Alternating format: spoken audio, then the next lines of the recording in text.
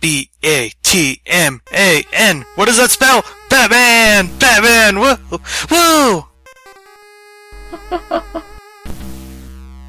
The superhero cheerleaders. Batman, Return of the Joker. Yeah, that's what it is on every NES game. I'm Slatter, as always I'm joined by Manga. Hiya. And this is the sequel to the previous Batman game. So that's a good thing to do. Instead of giving it to some nobodies. Them all in order and everything. Though, that's the weird part. This is a sequel, but... I'm seeing some notable visual differences. Yes. What is going on with the sky?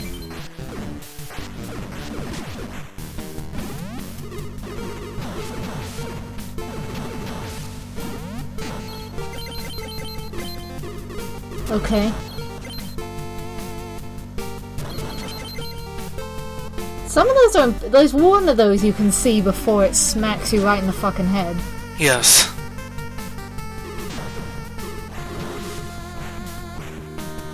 So this is a bit different from the other Batman game.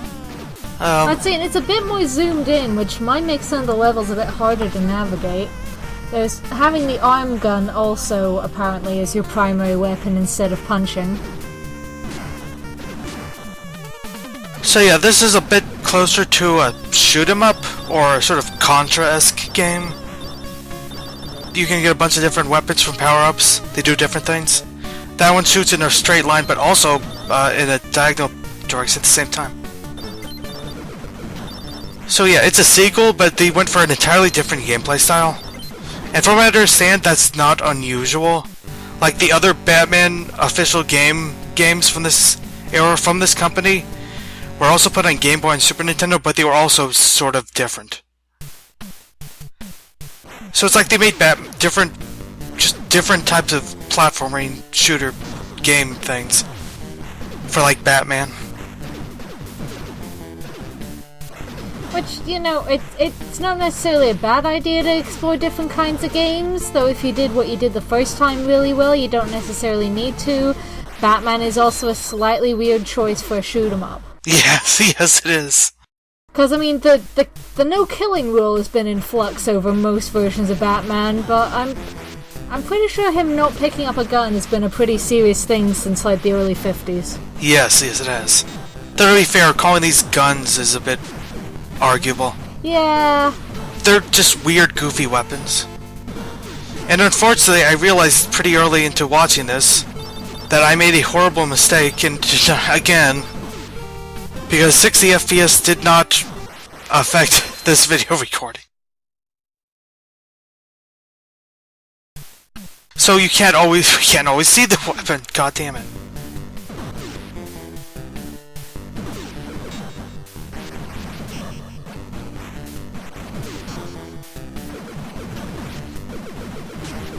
Regardless, though.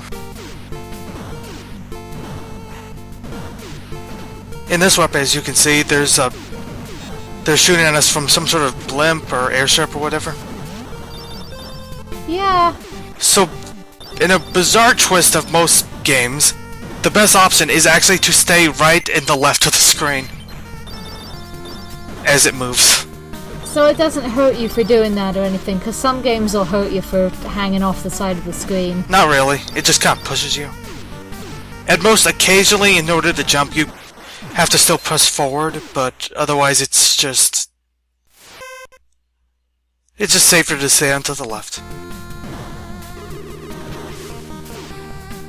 Interesting. As you can see, one of the weapons does a weird looping circular thing. It looks cool, but I'm not sure it's the most practical weapon. Not exactly. You can see we have 2 meters on the top left. The upper one is for our health, but the lower one is for a different kind of health. It's for this mode, in which you get struck by lightning and attack. What is going on? I can't even figure out who this dude is. Me either. But anyway, we get those to increase our HP for this battle. At least I believe that's what's happening. We have that much power, they have that much power.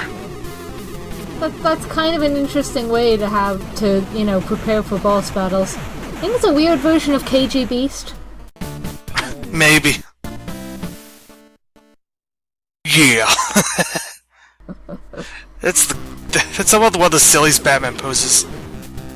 NES graphical power sadly not up to rendering nipples on the Batsuit. Huh. How unfortunate.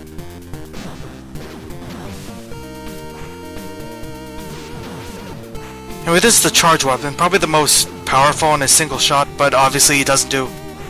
It's just a lot slower than the other ones. And it only does one at a time, compared to the other weapons which do a bunch. But you can also charge it, and you get that bizarre thing.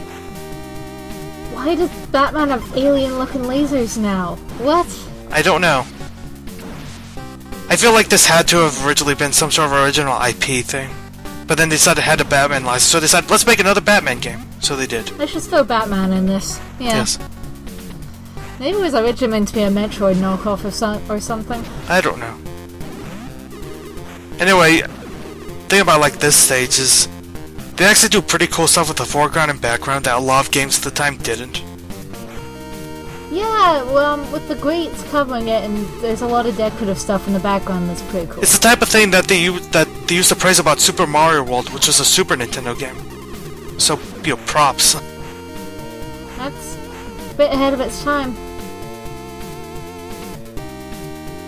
Visually, this game does look more like a SNES game than a NES game. It kinda does. And you know, Batman has a jetpack, just cause. So this weapon is a homing attack.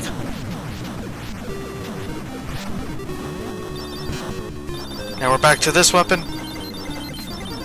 The background music for this stage is super Batman-y, though. Yes. Until it gets drowned out by this goofy sound effect.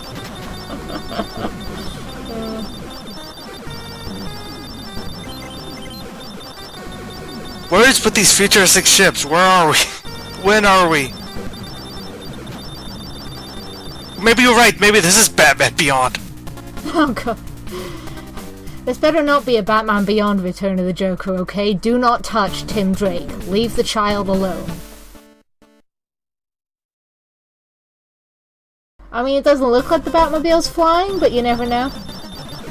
And now it's a snowy level. I don't know why. Because?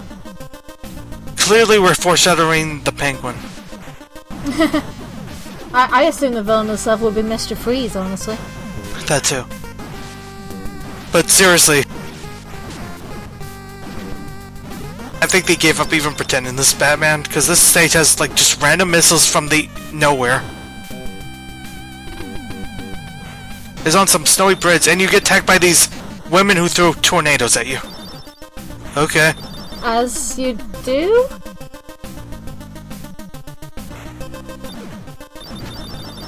See, they look pretty Japanese. Yeah, they really do. So I can see this being like an independent property that then got bought and turned into Batman. Yes. Without thinking of it, it made sense to be Batman. It's just like, what? Will it? Does it make sense for it to be Batman? Doesn't matter. We slap Batman on it, it sells. Insert joke about Batman v Superman here. Slap it on the shittiest movie you can make and it'll still sell so long as Batman's there. I'd also make a joke about the Lego Batman movie, but that'll probably be much better. That actually looks like a good movie. But it's like, you know, Ben Affleck is so prominent in the marketing for Justice League. And I feel like it is again them going, but even if it looks shitty, there's a lot of Batman in it. Yes. And it does look like a shitty movie.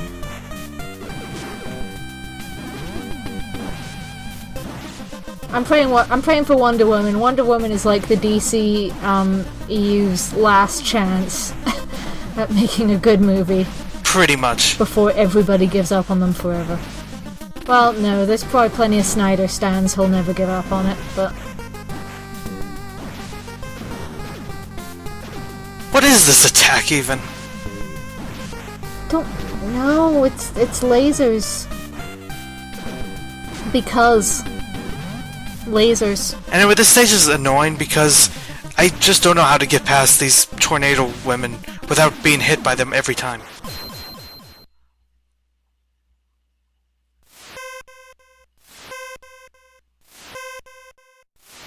Five, 4, 3, 2, 1. Happy New Year! Yay! Oh god, We what? made it to 2018! That was quick. That was Batman, technically IP. Was it as playable as the first one, or...? Mostly. It wasn't quite as good, but it still played pretty well, honestly. I suppose that's the most you can hope for sometimes. Yeah. It was just weird. It's like you just slapped Yeah, they literally just took a different game and just slapped Batman on it. Well, they did it in Suicide Squad too. Almost everyone's flashbacks have Batman. He's just like Freddy Kruegering his way through everybody's backstory. That sounds like an awesome idea. Just he's gonna turn up in one of Wonder Woman's flashbacks somehow. It took place 2,000 years ago in Themyscira, but Batman was there. Just because. Yes. There is no possible way for Batman to be in that movie, and he'll be in it anyway. Because.